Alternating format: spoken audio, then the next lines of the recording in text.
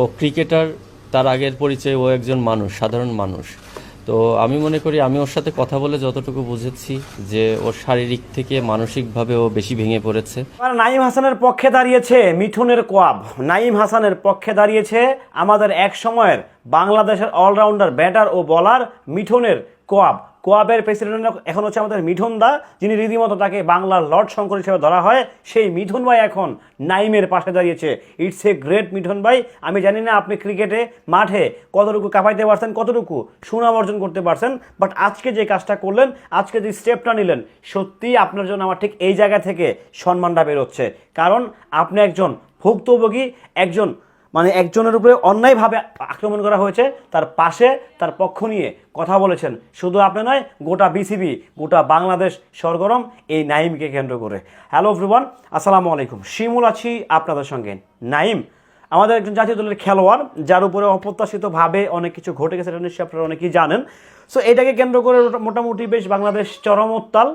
BCB থেকে শুরু করে প্রত্যেকটা যারা ক্রিকেটকে ভালোবাসেন, যারা ক্রিকেটকে ওন করেন, যারা ক্রিকেটকে লাভ করেন, সবাই কিন্তু যে যার জায়গা থেকে বিবৃতি দিচ্ছে, স্টেটমেন্ট দিচ্ছে। সো সেই জায়গা থেকে কোয়াবটা কিছুদিন আগেও চরম সমালোচনার মুখে ছিল। আপনারা জানেন, ম্যাচ বয়কট থেকে শুরু করে নানা রকম ইস্যুতে উনি মিঠুন ভাই হচ্ছে নানা রকমভাবে ক্লাসে চলে গিয়েছিল। সো তাকে খুব একটা ভিলেন হয়ে গিয়েছিল। তাকে রীতিমতো বুয়া দালাল মালাল দেখে দর্শকরা একাকার করে দিয়েছিল। বাট তারপরেও মানুষ তো ভাই শুধরায়, মানুষ বলতেই পরিবর্তনশীল। সো আজকে দেখলাম মিঠুন ভাইয়ের কোয়াব, যেহেতু উনি কোয়াবের প্রেসিডেন্ট, সো মিঠুন ভাইয়ের কোয়াব একটা সংগঠন।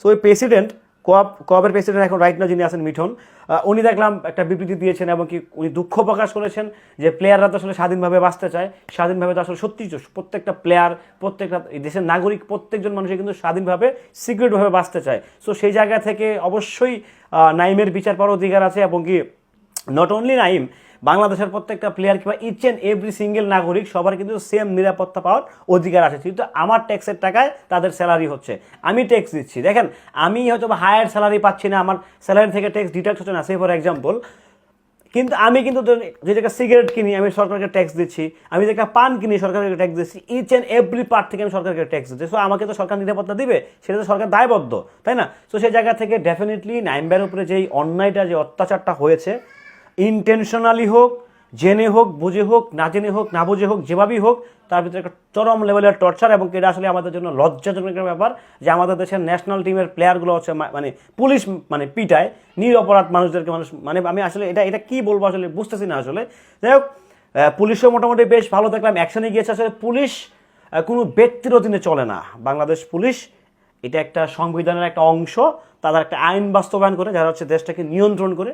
সো ডেফিনেটলি এখানে পুলিশ দেখলাম, পুলিশেরও খুব তৎপরতা দেখলাম, যারাও খুব ভালো ওনারা ইনিশিয়েটিভ নিয়েছে, যারা হচ্ছে অন্যায় করেছে, যারা হচ্ছে নাঈমের উপরে আঘাত করেছে, তাদেরকে তাৎক্ষণিক প্রতিক্রিয়া বরখাস্ত করা হয়েছে। এটা অবশ্যই এটা খুব ভালো একটা চূড়ান্ত লেভেলের ডিসিশন নিয়েছে বাংলাদেশ পুলিশ।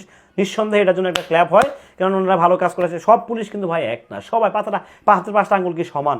সো এক একজনের ইন্টেনশন, এক একজনের কথা বলার ধরন এক এক রকম। সো সেই জায়গা থেকে অবশ্যই মিঠুন ভাই আপনাকে অসংখ্য ধন্যবাদ। এই যে আপনি দাঁড়িয়েছেন নাঈমের পাশে, এটা সত্যি অনেক অনেক অনেক অনেক আনন্দ দিচ্ছে ব্যক্তিগত শিমুলকে।